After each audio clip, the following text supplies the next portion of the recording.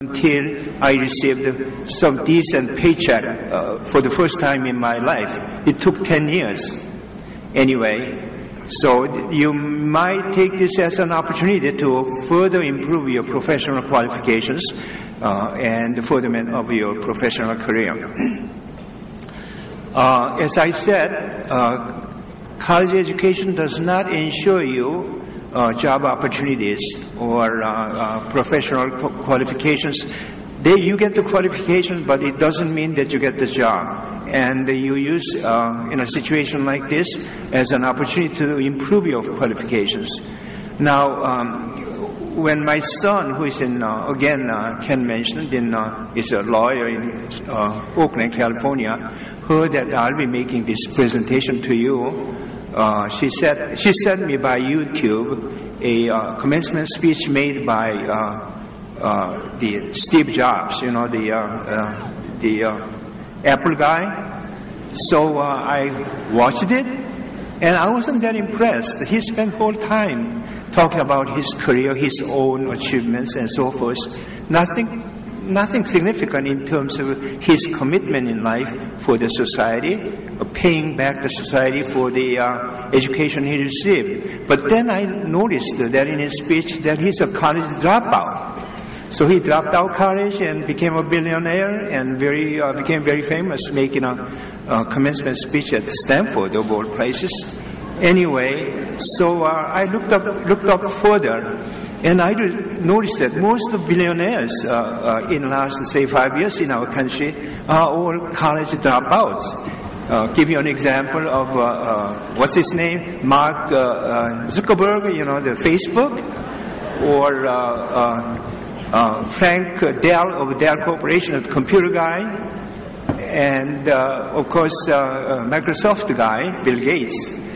And they're all college dropouts. Maybe you missed your chance of becoming billionaire by dropping out from school in 2 years. But of course, I'm just joking. So I'm going to give you a few comments with a limited time. I try to be as inspirational as possible, which is a big order for me. If I fail to delivering my message, I'm originally from Korea, so I might just do here a Gangnam style dance, and and I'm sure all of you will join me, and then I call it quit. College education or higher education in this country, to my way of thinking, gives you an opportunity to be an independent thinker and a love for lifelong quest for knowledge. So the people who follow this definition of college education are the people who should be your role model, not Steve Jobs or the Frank Zuckerberg.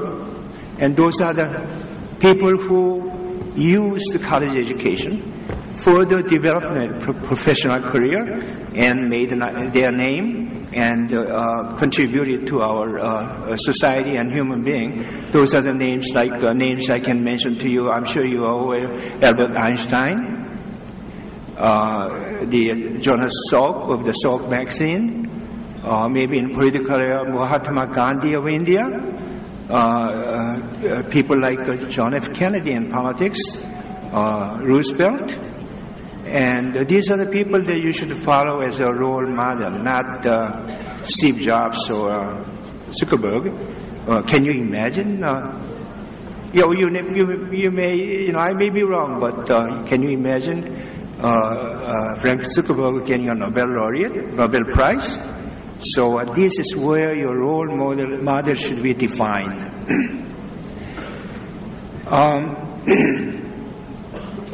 Second qualification I think that college education provides you with is a way of independent thinking. It makes you think independently. So I will give you a few examples of what independent thinkers would do. And sometimes they may be wrong, but the fact that education provides you with your qualification or ability to think independently. On every affair there are pros and cons, and coin both sides in the events. For example, if we give you an example, 9/11, September 11 event, it's a terrible event that like 2,000 or 3,000 people lost their lives momentarily, and I still see people jumping out of windows of World Trade Center and to a certain death.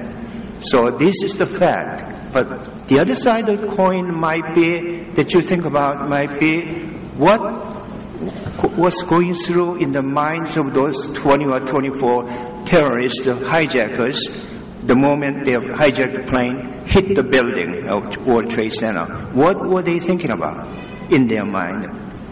Now, so they hate us so much that they give up their lives and commit such a heinous crime. But then, why are they hating us so much? Isn't that something that we have to look into, rather than right away saying we got to find Osama bin Laden and kill him? That's an independent way of thinking. Second example, maybe Iraq war that ensued 9/11. Iraq war had been the longest foreign war this country ever had. We spent billions and billions of dollars, and 6,000 precious lives of young people are gone. And the other day I was watching CNN, and they showed a picture of Iraq war veteran who lost both legs. So he was walking in an artificial limb, and I heard that there are about 1,500 people who are like that.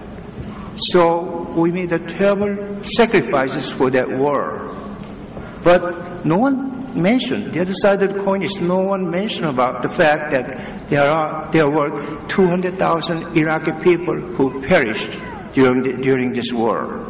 And what kind of thinking their family, their parents may think about United States. So we have to think about that kind of thing. They hate us so much that when our president made a press interview, one of them threw his shoes at him. So we have to think about that aspect of it. So the other side of the coin. Another example would be that this year we are spending $600 billion as our defense budget. And that is much bigger than 9 other countries that follow us. Their defense budget all combined. We are spending that much money. Well, maybe we need it to defend our country, defend our flag, and defend our Constitution. I don't know. But we have to think in terms of 20 miles down south here. There are people whose standard of living is below that of Third World War people. There are people, half of those people living down there, 20 miles from here. They have high blood pressure, diabetes, and they don't even know about it. So that kind of a way of thinking, independent thinking, endows you as a result of college education. And I want you to remember that many times independent thinking may not be the correct way, but it gives you a second thought on many events that involve our country. Now, today is your commencement day. The word commencement means beginning or entering. So you are entering into United States American society. So I will mention a little bit about our country. Well, before I do that, I want to tell you this. December 15th, today, your commencement day, you are entering into a new career. So it will be like your birthday. So you have 2 birthdays from now on. Your real birthday when you were born, date you were born, and December 15th, your birthday. So you're born here today intellectually and entering into our society. United States of America, with all the flaws and shortcomings, is still the best country in the world. You got to take my word for it.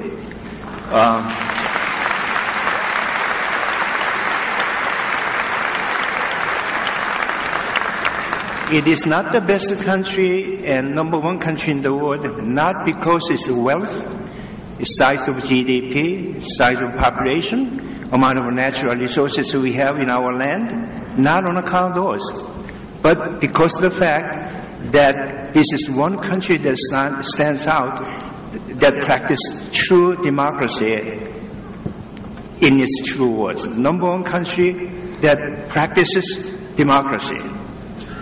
It is a country where there's a guy sitting in the White House who has a very complicated, complex ethnic background. But we people support him, elected him, and we depend on his leadership. We have a very diverse ethnic background in our society as a whole, but to a large extent, everybody has equal opportunities.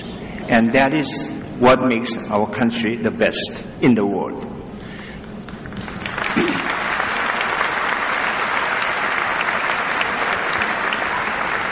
There's one other factor that I want to mention to you that makes our country the best in the world.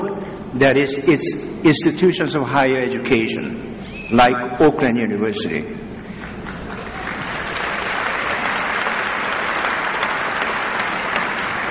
You may not know this, but there are millions of people in foreign countries all over the world who would pay everything, do anything, to be able to come to this country and attend universities and colleges here. Because we are the best in the world. There's no point to dispute that. Nobody disputes that. Now, when they come here and receive our education, and then when they return, they become instant member of the elite system there. Either that be a politician or scientist or academic career. The fact that they graduated from universities and colleges in the United States of America entitled them for that qualification upon their return. This is one of the reasons they want to all come here.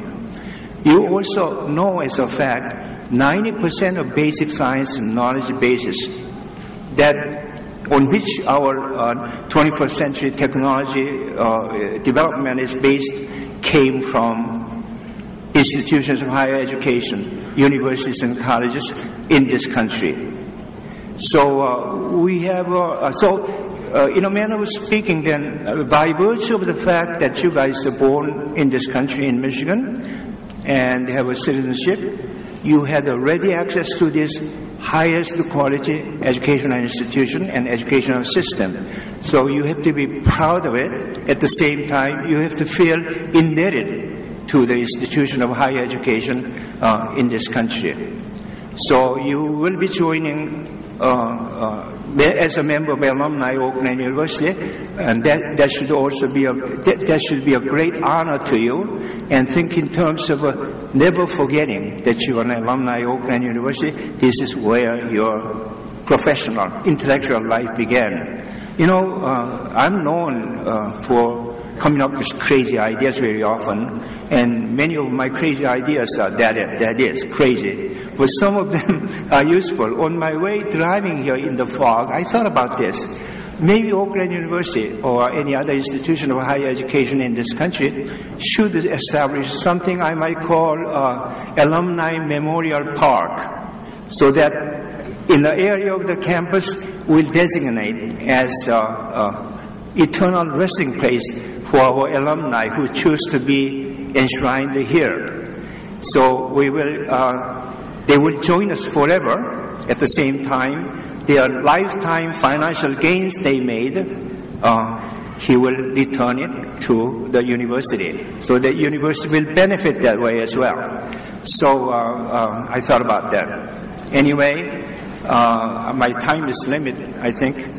So again, I offer you congratulations, and God bless you, God bless your future career, God bless Oakland University, and God bless America.